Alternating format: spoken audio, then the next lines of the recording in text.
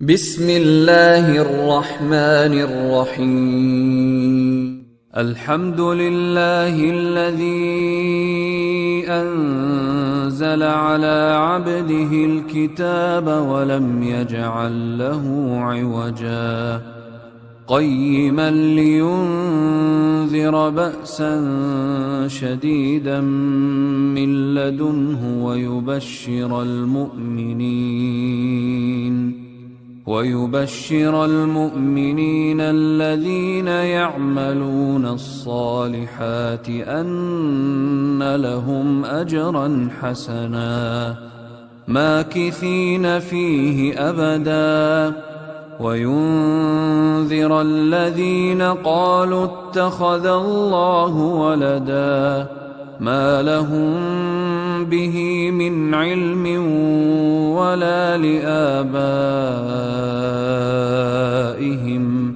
كبرت كلمة تخرج من أفواههم إن يقولون إلا كذبا فلعلك باخع نفسك على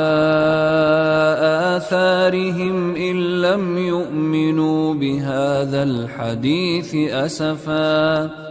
إنا جعلنا ما على الأرض زينة لها لنبلوهم أيهم أحسن عملا وإنا لجاعلون ما عليها صعيدا جرزا أم حسبت أن أصحاب الكهف والرقيم كانوا من آياتنا عجبا إذ أوى الفتية إلى الكهف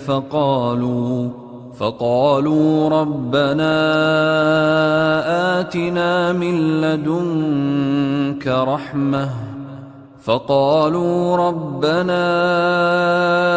آتنا من لدنك رحمة